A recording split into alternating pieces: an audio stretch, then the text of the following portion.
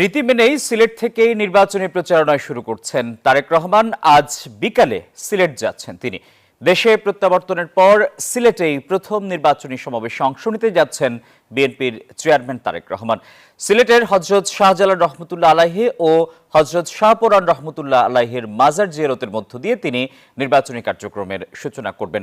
তারেক রহমানের আগমন ঘিরে এরই মধ্যে প্রস্তুতি সম্পন্ন করেছে মাজার কর্তৃপক্ষ। সিলেট থেকে নাজাত আহমদ পুরকাস্তের রিপোর্টে বিস্তারিত ছবি তুলেছেন সেলিম হাসান। বাংলাদেশের রাজনীতিতে দীর্ঘদিনের রেওয়াজ নির্বাচনী প্রচারণা শুরু হয় সিলেটের হযরত শাহজালাল শাহপরান রাদিয়াল্লাহু তাআলার মাজার জিয়ারতের মধ্য দিয়ে। আধ্যাত্মিক এ নগরী থেকেই রাজনৈতিক যাত্রা শুরুর ঐতিহ্য বহুকালের। এমনকি প্রয়াত বেগম খালেদা জিয়াও তার প্রতিটি জাতীয় নির্বাচনের প্রচারণা সিলেট থেকে শুরু করতেন। এরই ধারাবাহিকতায় মায়ের পথেই হাঁটছেন তারেক রহমান। দীর্ঘ 21 বছর পর আজ সিলেটে আসছেন তিনি। বিএনপি চেয়ারম্যান হবার পর এটি ঢাকার বাইরে তার প্রথম সফর। এ নিয়ে বিএনপি নেতাকর্মীদের পাশাপাশি সাধারণ মানুষের মধ্যেও ব্যাপক উৎসাহ লক্ষ্য করা গেছে। উনি যে একটা স্লোগান দিয়েছেন যে সবার আগে বাংলাদেশ, সেটাই এখন সাধারণ মানুষের দাবিতে পরিণত হয়ে গেছে। সুন্দর একটি বাংলাদেশ উনি একটা উপহার দিবেন আমাদেরকে, নতুন একটি বাংলাদেশ আসবে। তারেক রহমানের মাজার জিয়ারত উপলক্ষে এরই মধ্যে সব প্রস্তুতি সম্পন্ন করেছে মাজার কর্তৃপক্ষ। এরই মধ্যে পোস্টারে ছেয়ে গেছে পুরো শহর।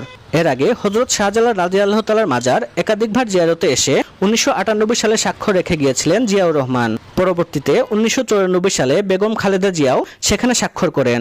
বাবা মার পর এবার তারেক রহমানের স্বাক্ষরের অপেক্ষায় মাজার কর্তৃপক্ষ। আমরা ঘরটা পরিষ্কার করে বন্ধ করে রাখবো। আর উপরে তার মাজারে যখন যাবেন উনি, তখন তার আমরা আসি সাথে ইনশাল্লাহ যাব। আর উনি যদি এই খবরটা জানে যে ওনার আব্বা এবং আম্মার 2টা অটোগ্রাফ আমার কাছে আছে, এবং উনি যদি ওনারটা দিয়ে যান, তাহলে এটা একটা বিরল একটা জিনিস হয়ে যাবে।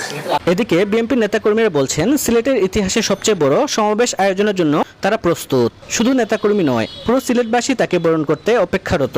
দেশ নিয়ে তার ভবিষ্যৎ পরিকল্পনা জানতে আগ্রহী জনগণ। এই দিনটাকে ইতিহাসের অংশ হিসাবে স্মরণীয় করে রাখতে আমরাও কাজ করে যাচ্ছি। যে সারা পাচ্ছে, আপামর জনসাধারণ সেখানে নেমে আসবে এবং গোটা সিলেটি বস্তুতপক্ষে একটি জনসভায় পরিণত হবে, অথবা তাকে দেখার জন্য মানুষের ঢল নামবে। আমাদের সিলেটের আমাদের বোনের জামাই ওনার শ্বশুর বাড়িতে আসবেন, সিলেটে আসবেন, এবং উনি নিজের থেকে বলেছেন উনি হাফ সিলেটি। এই যে এত বিশাল হৃদয়ের একজন মানুষ ওনার জায়গা থেকে একটি জেলার হাফ সিলেটি অথবা জামাই হিসেবে নিজেকে পরিচয় দিয়েছেন, এটি আমাদের জন্য ডেফিনেটলি একটি গর্বের বিষয়। এদিকে সমাবেশকে ঘিরে কঠোর নিরাপত্তা বলয় তৈরি করেছে পুলিশ। বাড়ানো হয়েছে গোয়েন্দা নজরদারি। পুলিশের পাশাপাশি নিরাপত্তার দায়িত্বে থাকছেন অন্যান্য আইনশৃঙ্খলা বাহিনীর সদস্যরাও। ইতিমধ্যে আমাদের গোয়েন্দা নজরদারি সেটা বিভিন্ন জায়গায় শহরে আমরা সেটা জোরদার করেছি, এবং একটি পূর্ণাঙ্গ নিরাপত্তা পরিকল্পনা প্রণয়ন করে সে অনুযায়ী আমাদের অফিসার ফোর্স মোতায়েন করা হবে। উনি যখন যাবেন তখন ওসমানীনগর থেকে শেরপুর ব্রিজ পর্যন্ত যে রাস্তাটা আছে সেই রাস্তাটা নিরাপত্তার দায়িত্ব আমরা। এর আগে 2005 সালে দলের সিনিয়র যুগ্ম মহাসচিব থাকাকালীন সিলেটে এসেছিলেন তারেক রহমান। এবার এসেছেন দলের চেয়ারম্যান হয়ে। দীর্ঘ 17 বছর পর সিলেটের মাটিতে পা রাখার মধ্য দিয়ে দেশে প্রত্যাবর্তন ঘটে তারেক রহমানের। আর দেশে ফেরার পর এই সিলেটের মাটিতেই প্রথম কোনো রাজনৈতিক সমাবেশে অংশ নিচ্ছেন তারেক রহমান। তার এই সমাবেশকে ঘিরে রাজনৈতিক অঙ্গনে উৎসাহের কমতি নেই।